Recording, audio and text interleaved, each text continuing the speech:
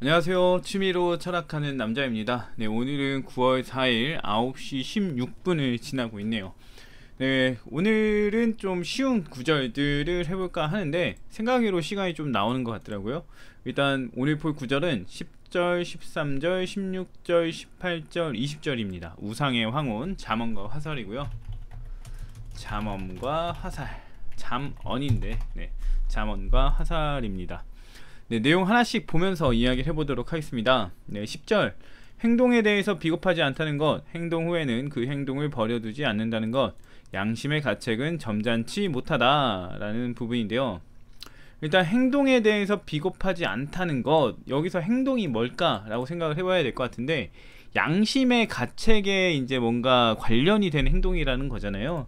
그래서 이 행동은 잘못된 행동으로 생각을 해봄직합니다. 그래서 잘못된 행동을 하고 거기에 대해서 비겁하지 않다 이 얘기죠. 네, 비겁하다는 거는 이제 뭔가를 해야 되는데도 불구하고 묵인하거나 이런 것들을 말하잖아요. 그래서 비겁하지 않다는 거는 잘못된 행동을 묵인하지 않는다 이런 의미로 볼 수 있을 것 같습니다.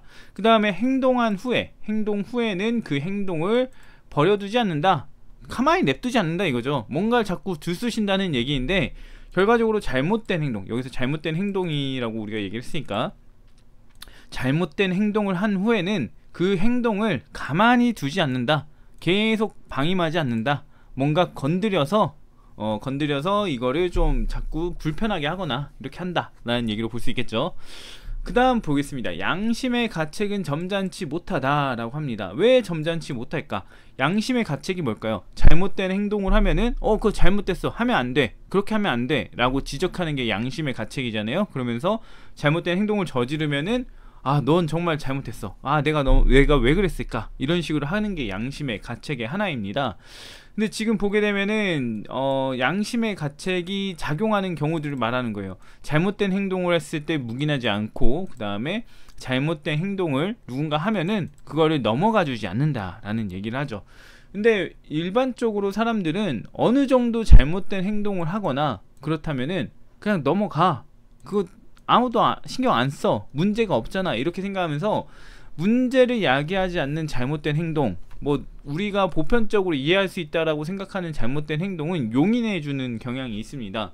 그래서 그것이 이제 좀 성숙한 거고, 배려하는 거고, 남을 위해주는 거고, 이렇게 나아갈 수 있는데, 양심의 가책이 제대로 기능을 한다면은 그렇게 봐주고 뭔가 묵인해주고 이런 것들을 없다는 얘기죠. 그렇다는 거는 잘못된 행위를 한 사람한테 그거 잘못되셨어요, 이렇게 하면서 지적질을 한다 이 얘기가 돼요. 그렇다 보니까 사람이 경우를 좀 가려가면서 그런 걸 해야지, 왜 이런 상황에서까지 잘못을 지적하는 거야, 이 사람이 좀 그렇네, 이런 식으로 얘기를 하는 거죠. 그래서 점잖지 못하다, 이 사람 너무 점잖지 못하네, 그냥 좀 이런 상황이면 그냥 넘어가면 되는 거 아니야, 이런 식으로 하게 될 수 있으니까, 이제 양심의 가책은 우리가 봤을 때 점잖지 못하다고 평가할 수 있다, 이런 겁니다. 그래서 나태하거나 이런 것들과 관련해서 이제 지적하거나 그러는 걸 보게 되면은, 이제 사람들은, 이제 근로자들은 그렇죠. 회사에 이제 월급을 받는 입장에서는 최대한 일을 안 하면서 월급을 받는 게 효율이 좋잖아요. 왜냐면 나는 그만큼 투자하지 않았지만 많은 걸 거둬들일 수 있으니까. 그래서 이런 나태함과 관련된 부분에서 이제 우리가 그렇게 할 수 있죠. 모두가 좀 덜 일하고, 저 회사 사장이든 뭐 회사든 거기에서 우리 월급만 잘 받으면 되는 거잖아, 시간을 잘 때워서. 이런 거를 이제 공감대를 많이 사니까 아름아름 이제 사람들끼리 그런 것들을 묵인을 해주고, 그런 게 없잖아 있죠. 그런 것들을 이제 만약에 누군가 지적하기 시작한다면, 저 사람 피곤한 사람이네, 이런 식으로 하는 것처럼 양심의 가책은 그렇게 환영받지 못하더라, 실제적으로는. 사람들이 양심 엄청 잘 가지고 있는 것처럼 말하지만 실제로 그렇게 구현이 잘 안 되더라, 이렇게 얘기를 할 수 있습니다. 그래서 정리를 해보면, 양심은 잘못된 행동을 보고도 모른 채 안 하고 잘못된 행동을 한 자를 그대로 놔두지 않는 것이다. 사람들은 그런데 사람들은 이러한 양심의 기능이 너무 가혹하며 지독하다고 표현하는 구절이다, 이렇게 볼 수 있습니다. 네, 그 다음 13절 보겠습니다. 남자가 여자를 창조해냈다. 그런데 무엇으로? 자기의 신의 갈빗대로, 자신의 이상의 갈빗대로 라는 구절인데요. 남자가 여자를 창조해냈다. 이거 성경에 나오는, 창세기 전에 나오는 그 구절이 좀 오마주한 것 같습니다. 아무튼 뭐 크게 의미 있는 건 아니니까 그냥 넘어가고 해설을 해보면, 남자가 여자를 창조하다, 이 의미는 그 여자를, 지금 창세기 전에 나오는 것처럼 여자란 존재를 그 남자의 일부를 통해서 만들었다, 이런 게 아니라 여자라는 존재의 개념을 남자가 창조해냈다라는 의미로 볼 수 있을 것 같아요.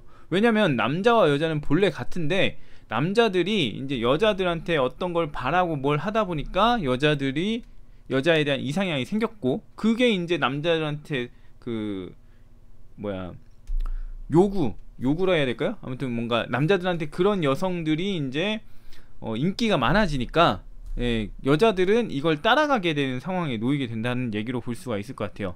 근데 이 남자들이 여자를 만들 때 뭘로 만들었냐 생각을 해보면은, 그러니까 여자라는 존재, 여자라면 이래야 돼, 이런 개념을 뭘로 만들었냐라고 보게 되면은, 자기 신의 갈빗대, 이 갈빗대는 이제 창세기전에서 그 이불을 만들 때, 하와였나요? 예, 그걸 만들 때 이제 갈빗대로 썼다고 하니까 그냥 만들었다는 비유로서 이 단어를 썼다고 할 수 있고, 자기 신의 것으로 만들었대요. 자기 신의 것을 이제 착안해서, 자기 신이 뭐냐 했을 때 친절하게도 여긴 단서를 줍니다.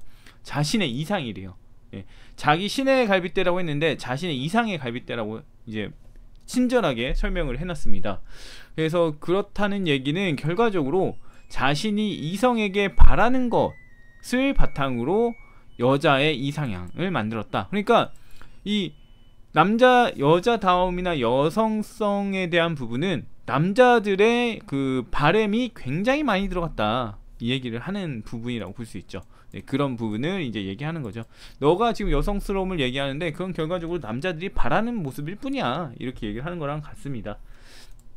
네, 정리를 해보면, 남자는 자신들이 바라는 이성상을 토대로 여자라는 개념, 여성성의 개념을 만들었고, 여자는 가치 있는 존재가 되기 위해, 남자들에게 가치 있는 존재가 되기 위해서 이런 여성상을 따라간다고 말하는 구절이라고 할 수 있습니다. 그래서 이제 세태를 좀 지적하는 거죠. 남자들의 이제 그런 거랑 여자들의 그런 행동을 지적한다 볼 수 있고요. 다음에 16절 보겠습니다. 네, 여성들끼리 진리라고요? 오, 당신은 진리를 알지 못하는군요. 진리란 우리의 정숙함 전부에 대한 능욕이 아닌가요? 라는 구절입니다. 네, 이 문장을 보게 되면은 진리를 굉장히 불편해하고 있다. 네, 진리를 뭐 말한다는 게, 진리를 따진다는 게 능욕이다 라는 거를 얘기를 하고 있으니까 불편해하고 있는데, 도대체 진리와 여자는 어떤 관계일까를 살펴봐야 되겠죠. 그걸 알 수 있는 구절이 있습니다. 선악의 저편 제7장 우리의 덕에서 232절을 보게 되면 이 구절이 나와요. 여성에게는 처음부터 진리보다 낯설고 불쾌하고 적대적인 것은 없다. 왜 그런지 나옵니다. 여성의 큰 기교는 거짓말이요, 그 최고의 관심사는 가상이며 아름다움이다 라는 얘기를 하죠. 가상이며 아름다움이다, 뭐 이런 것도 해석을 해보면 알 수 있겠는데, 일단 이 구절을 통해서 알 수 있는 건, 진리는 여성에게 불쾌해요. 왜 불쾌할까 생각을 해보면, 여성의 큰 기교는 거짓말이라고 합니다. 왜 거짓말이냐면은, 뭐 남성들에게 어느 정도 좀 그 자신감도 주고 뭔가 좀 여유를 갖게 하려면은 뭔가를 알아도 모른 척 해줘야 되고, 순수하게 따라가주는 척도 해야 되고, 그 다음에 뭔가 여성적인 면도 보여야 되고, 그렇다 보니까 자기가 알면서도 아닌 척하고 그러는 거짓말을 해야 된다, 이겁니다. 그래서 남자를 위해서 하는 그 기교다, 이렇게 얘기를 하는 걸로 보여집니다. 근데 여기서 이 여자의 진심이 뭘까 라는 식으로 진지하게 이제 파헤치게 되면은, 결과적으로 여성이 남자를 위해서 해주는 기교를 완전 가치 없는 걸로 만들어 버리는 거죠. 그러니까 여자가 거짓말 하는 이유는 남자 기살리기 위해서도 있을 거고, 매력적으로 보이기 위해서도 있을 건데, 이게 다 어떤 계획 하에 이루어졌다라고 하게 되면은, 그거는 그야말로 저거 뭐야, 갑자기 가치가 반감되어 버리죠. 그렇다 보니까 이 진리를 따지려고 하는 거, 진리를 따지려고 하는 거는 여자들한테 좀 안 좋은 게 되죠. 그 다음에 여자들의 관심사, 최고의 관심사는 가상이며 아름다움이에요. 그러니까 얼마나 아름답냐 아니냐가 중요하지 그게 진짜냐 아니냐 이거는 중요하지 않다라는 거예요. 저 아름다움이 일시적인 거라고 하더라도 아름다운 거에 맞으면은 그게 충분하다 이겁니다. 이런 식으로 가고 또 이제 뭐가 사실이냐 아니냐 이런 건 중요하지 않다 이거예요. 네, 그래서 이런 것들 때문에 여자들한테는 진리는 관심사도 아니고 그 다음에 자기들을 방해하는 요소, 불쾌한 것이 됩니다. 그 다음에 이제 정숙함에 대한 얘기가 나왔잖아요. 정숙함에 대한 거. 이 정숙함도 따지고 보면은 이제 우리가 얼마나 정숙하냐, 이 정숙하다는 게 조용하고 성숙하냐 이건데, 이 정숙함이 여성미를 나타내는 척도였던 시대가 있었죠. 그래서 요즘은 이런 여성미를 벗어나서 자기 개성대로 살려고 하는 여자분들이 많은데, 아무튼 이런 시대가 있었고 니체 시대에는 더 그게 심했겠죠. 그래서 이 정숙함을 기준으로 해가지고 여성의 가치를 평가했었을 거란 말이에요. 근데 이 정숙함은 결과적으로 정숙하지 않은 여성도 정숙한 채를 하게 되게 됩니다. 왜냐면 남자한테 어느 정도 인기가 있어야 되니까요.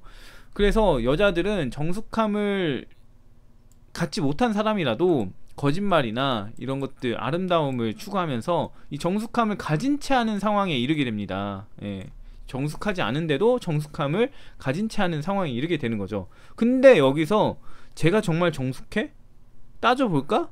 이렇게 따지는, 진리를 추구한다는 사람이 나타나면은 이 여성들은 어떤 상황에 놓이게 되냐면, 저 봐라, 쟤 정숙하지 않으면서 저랬다, 이런 식으로 하면서 그 사람의 이제 개인적인 부분이나 그 다음에 민감한 부분들을 건드리게 되겠죠. 잘 보이고 싶었는데 와가지고 야, 쟤 정숙하지 않아, 저 척이야 척, 이렇게 하고 있으면은 초치는 거랑 같잖아요. 그렇다 보니까 여성들의 그 노력, 이런 것들을 완전히 깡그리 무너뜨리는 그런 상황으로 가게 되겠죠. 그래서 진리를 따진다는 거, 여성들에게서 이런 그 정숙함을 보이는 여성들에게 가서 진리를 따진다는 거는 일부 여성들에게는 능욕이 될 수 있죠. 아, 쟤는 뭔데 와가지고 그걸 파헤치고 있냐, 이런 식으로 될 수 있는 거죠.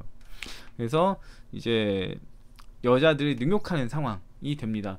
실질적으로 이제 여자들이 그 아름다움이나 이런 것들을 떠나서 이제 뭐 진실함, 진리 이런 거에 관심을 가지고 있다면은 이 진리를 평가하는 사람은 저 여자는 되게 현명한 여자다, 올바른 여자다, 올바른 인식을 가지고 있는 여자다, 이렇게 얘기를 할 거기 때문에 대단한 여자였네, 이렇게 얘기를 해주겠지만, 아름다움만 추구하고 정숙하지 않음에도 불구하고 정숙함이 주는 이점 때문에 이 정숙함의 그 정숙한 채를 하게 된다면은 속은 비었는데 이제 겉은 화려한 존재가 되겠죠. 그래서 보여지는 것만 좋아지고 내실은 없는 상황이 되는데, 이게 이제 여성의 실체, 이런 여성의 실체를 파악하게 되면은 털이 빠진 올빼미 같이, 올빼미가 털이 있을 때는 굉장히 귀엽고 뭔가 분위기도 있는데, 놀라거나 해가지고 털이 빠지거나 뭐 털이 수축되거나 하게 되면은 굉장히 좀 앙상해지거든요.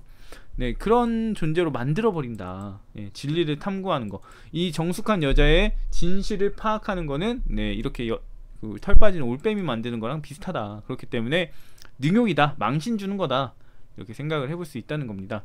그래서 여기서 이제 니체가 표현하고 싶은 거는, 결과적으로 여자들은 정숙함이라는 그 개념도 보게 되면은 그렇게 정숙함이란 개념 자체에 대한 얘기가 아니겠네요. 생각을 해보면 이 여성들의 이제 심리, 여성들의 이제 그 일반적인 태도, 이거를 좀 지적한다. 여성의 세태, 여성의 생태, 뭐 이런 거를 언급한다, 이렇게 볼 수 있을 것 같아요. 아무튼 정리해보면, 여성이 추구하는 것은 진리가 아닌 아름다움, 사람들의 평가이기에 여성들은 자신의 겉을 꾸민다. 이런 여성의 실체, 사실을 알려는 건 그들이 바라는 게 아니기에 능욕으로 이해된다. 네, 그 사람들은 털이 빠진 자기를 봐주길 바라는 게 아니라 털이 풍성하게 부풀어져 있는 자기를 봐주기를 바라는데, 이런 사람에게서 진실을 알려고 하는 거는 능욕이다, 이렇게 생각을 해볼 수 있다라는 거죠. 그 다음 보겠습니다. 18절. 자기의 의지를 사물에 넣을 줄 모르는 자는 적어도 하나의 의미라도 그 안에 넣는다. 말하자면 그는 어떤 의지가 이미 그 안에 있다고 믿는 것이다. 신앙의 원리라는 구절입니다. 네, 이걸 보게 되면 사물에 자신의 의지를 넣는다, 이게 먼저 나오죠. 그 다음에 그거에 대한 부정이니까, 사물에 자신의 의지를 넣는다는 거는 어떤 사물과 자신의 의지를 관련시킨다라고 볼 수 있어요. 왜냐면 사물에는 우리의 의지를 넣을 수가 없잖아요. 근데 사물에 넣었다는 거는 내 의지와 이 사물이 관련이 있다는 얘기가 되니까 결과적으로 넣지는 못하지만 관련을 시킨다, 이런 식으로 해석을 해볼 수 있죠. 그렇게 되면 어떤 사물이 내 의지와 관련이 되면, 이렇게 되면은 그 사물은 나에게 어떤 의미를 갖게 됩니다. 예. 그래서 이제 그 사물에 자신의 의지를 넣을 수 있는 사람이 있다면은 그 사람은 어떤 사물을 봤을 때 나에게 어떤 의미가 있다, 어떤 유의미한 사물이 있다, 이런 의미로 나아갈 수 있어요. 그리고 이 의지라는 거는 욕망에서 비롯되기 때문에 욕망을 가진 사람이 자기의 욕망을 가진 사람이, 잠깐만 여기다 적으면서 하는 게 아닌데, 자기의 욕망을 가진 사람이 자신의 의지도 갖고 사물의 의미도 갖는다 라고 할 수가 있어요. 사물에 대해 의미도 갖는다, 이렇게 얘기를 해볼 수 있습니다. 욕망이 없다면 의지가 없어요. 의지라는 건 어떤 걸 하려고 하는 동인에 해당이 되는데, 욕망이 없다면은 그 의지를 갖기가 어렵습니다. 근데 지금 여기서 말하는 거는 자기 의지를 사물에 넣을 줄 모르는 자잖아요. 그러니까 자신의 의지를 갖지 못하기 때문에 사물과 관련시키지 못하죠. 의지가 없다는 건 욕망이 없다는 얘기랑 이어집니다. 그렇기 때문에 욕망이 없는 사람에게는 이제 사물에 자기의 의지를 관철시킬 수가 없고 관련시킬 수가 없고, 그 말은 곧 사물이 나에게 어떤 의미도 갖지 않는다는 의미가 될 수 있어요. 그렇게 되면은 욕망이 없기 때문에 의미가 없는 사물들로 가득 찬 세계가 되어버려요. 예. 그런 세계가 되어버리고, 다르게 말하면 무의미한 것들로 가득한 세계가 됩니다. 근데 무의미한 것들로 세계가 가득하게 되면은 어떻게 되냐, 당연히 공허하거나 허무해지겠죠. 그렇다 보니까 우리는 이제 삶의 의미를 만들려고 하는 행동을 하게 되는데, 거기에 다양한 선택지가 있죠. 집단에 소속되거나 아니면 종교로 빠지거나 이렇게 할 수가 있는데, 거기에 대해서 이제 니체는 이제 종교로 빠진다, 이겁니다. 예. 그래서 왜 종교로 빠지냐면은 모든 사물에 어떤 것에 정확하게 의미를 딱딱 집어줘요. 어떤 건 해야 되고 어떤 건 가치 없고 어떤 건 가치 있고 라는 거를 딱딱 집어주기 때문에 그냥 신자라는 사람들은 그 교리에 따라서, 교리가 만들어준 의미, 사물들의 의미에 따라서 살면 되는 거예요. 그렇다 보니까 인생에서 의미가 없는 사람들이 의미를 찾기가 굉장히 쉬워지죠. 예, 그래서 자기의 의지, 어떤 사물에 자기의 의지를 못 넣는다. 그러니까 의미가 있는 사물들이 많은 곳에 살지 못하는 거죠.